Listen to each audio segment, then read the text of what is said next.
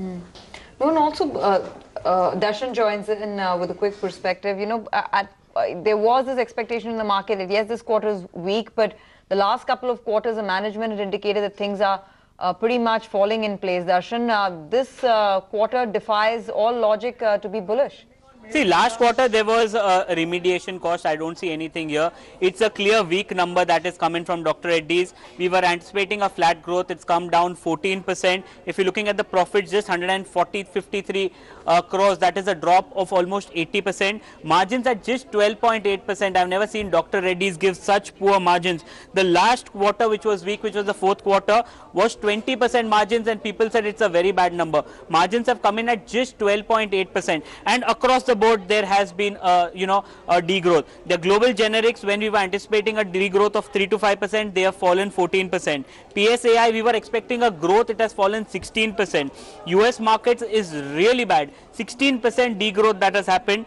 Only the Indian market has grown, and that also just 10% on expected lines. The European markets, instead of a growth of 8 to 10%, it's fallen 16%, and emerging markets is down almost at 26%. So overall, a very weak set of numbers. Let me just read out what GV Prasad has said. He's saying we've come through a very difficult first quarter, and that has been impacted by a decline in volume growth, particularly in the US markets, and a loss of business in Venezuela. So all the fears that it had is actually coming true. They are saying that it was significantly impacted by price erosion, delayed in launches due to the warning letter, which we had actually told you during the preview, and they are saying that has substantially impacted their earnings.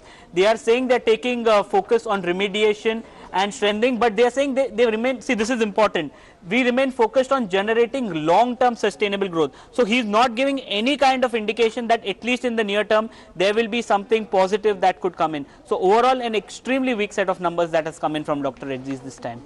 I know we have Mayur, Darshan, and maybe you get some more quotes. I think we'll get those quote plates made and show it to our viewers as well. So that should be underway by our production team, I'm sure.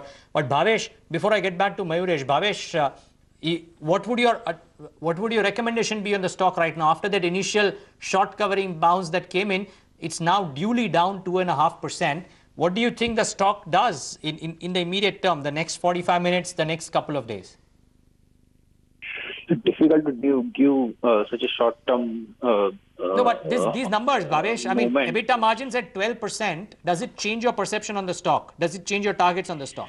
There's a buyback on, as we know. What the management says in the earnings call commentary later today, and we would revise our numbers post that. But yes, in the immediate term, the stock would be under pressure. Okay. Mayuresh, because I think, Neeraj has highlighted that the weakness was there in the stock even before the numbers came in. So, the stock has lost about 3% over the last 7 days. And I'm sure over an extended timeline, there has been pressure.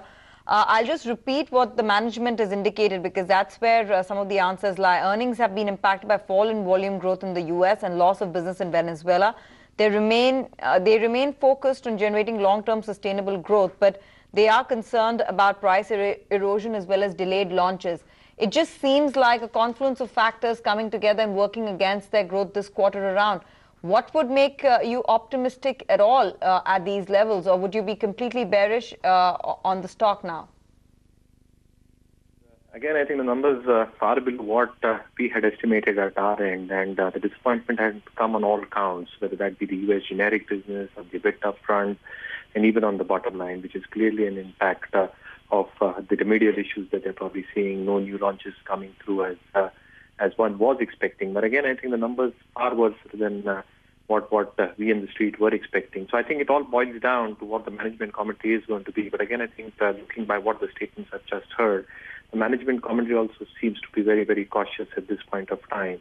So again, largely, a large part of FY17 was assumed to probably go into remedial and remediation issues related to their 3 plants. And again, new launches were expected to be a little bit on the softer side. But again, the numbers much softer than what we had expected. So largely, I think what the management has to say in terms of all these parameters going forward will be the key for the stock. Yeah, and I think this is what Darshan was highlighting as well. And Sandeep, you want to come in on this? They're saying that we are trying to create long-term sustainable growth for shareholders and investors, but just no reference about how how this weak quarter was and whether this weakness gets over in second quarter or third quarter. Typically, after a really bad quarter, maybe management will come and say that Q1 was bad, but maybe Q2 or Q3 could be good. There's no reference of that. Yeah, essentially, it means that we don't know what's going to happen in the near term. But the long term, we have our strategies which will work well.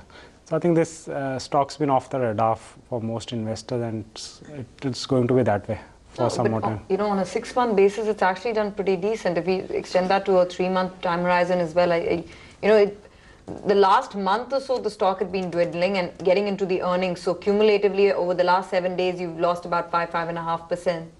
But as the management indicates, and we want to play that court plate again and again, because they are accepting that they have been seeing a number of challenges essentially in this quarter.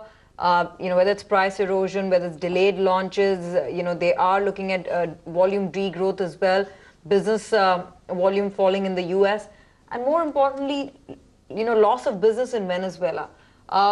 Isn't that material, Sandeep? When a management comes out and says in a key market we are losing business, we are losing market share. Volume growth is a function of strategy, but when you're losing market share, there's a serious business problem that needs to be addressed. I think this Venezuela thing was well known because of the dollar shortage in Venezuela. So I think that's not such a thing which was not known. But the US business deterioration is much more than what